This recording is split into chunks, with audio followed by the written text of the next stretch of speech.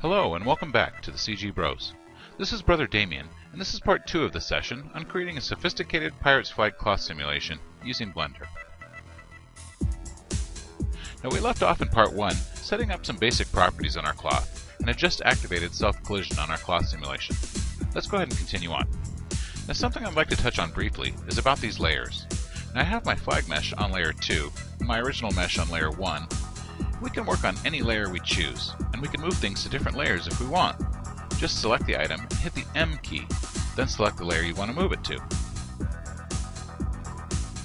You can think of these layers like rooms, and only the things in the same room are aware of or can see each other.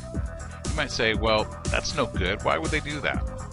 Well, I use these layers as a quick and easy way to bring meshes, forces, particles, and other things in and out of my simulations.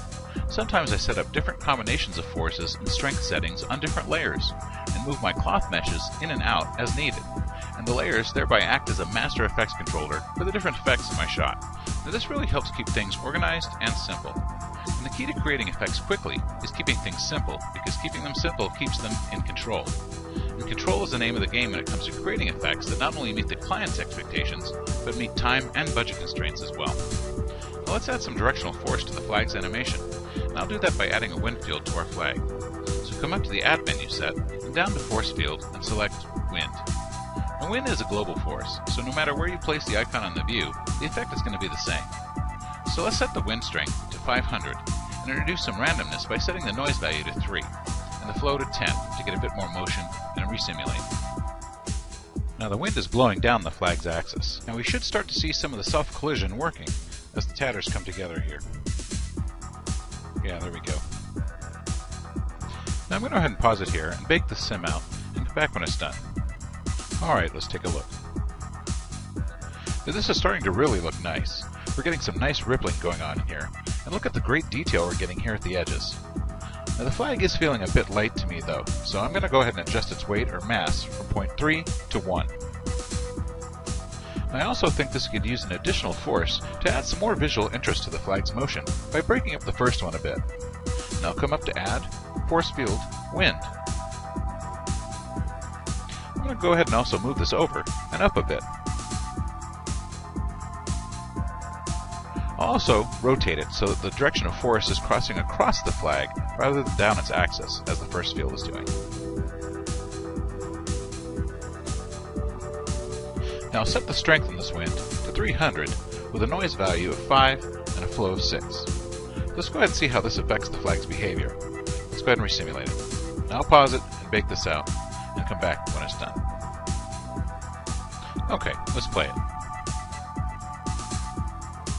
Now this is looking a lot more natural, but I can see that by increasing the flag's mass, we'll need to kick up the strength on our first force a bit more. Now I'll select it and set it to 1000, then resim this again. Now setting up believable simulations takes a lot of back and forth tweaking of forces and values. And by tweaking one, you'll often find that you'll have to tweak the others to obtain a good balance between them.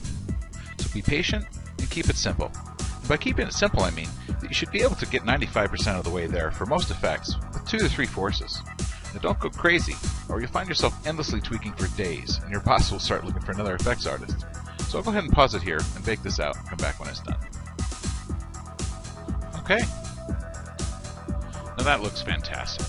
The flag has some nice weight, but not too heavy, and it's moving nicely with some complex motion in the body, flaps, and the tatters. Now I could start adjusting the gravity and other attributes here under the cloth field weights dropdown, but I'm not going to. I'm going to try to keep it simple, and I'm happy with this. So let's go ahead and work on the appearance a bit. Now you may have noticed some faceting or creasing on the flag mesh as it simulates. I'll take care of that now by adding a subdivision surface modifier to our flag by selecting the flag mesh and coming over to the navigator and over to the object modifier tab and to the add modifier pull down and selecting the sub D surface modifier. Now you can instantly see the refinement of the mesh in the viewport. Now I'm going to set the subdivision level in the viewport to 2, maybe 3. 3 crashes some machines. 4, well, just save your file before trying it. Now that looks pretty smooth now. Now let's set our rendering subdivisions to 3 as well, and render out our frame and see what we've got. Well, that's really looking great. I don't know about you, but I'm getting pretty excited. There's one more thing I might want to do. I might also want to add some thickness to my flag object. One way to do this is to add another object modifier to the mesh. The solidify modifier should do the trick for us. You can see that the mesh has gained some thickness, and this can be adjusted using the thickness attribute. I'll go ahead and set it to 0.02. Now, something important to keep in mind here is that the order that a modifier appears in the modifier panel, or stack as it's called in Max, can make a big difference on how a mesh is deformed. In this order, you can see that the thickness has been achieved through an extrusion operation after being subdivided by the subdivide modifier. If you want a smoother, more tapered appearance to your edges, you may want to subdivide the mesh after adding the solidify modifier. And we can easily reorder the modifiers by hitting these up and down arrows.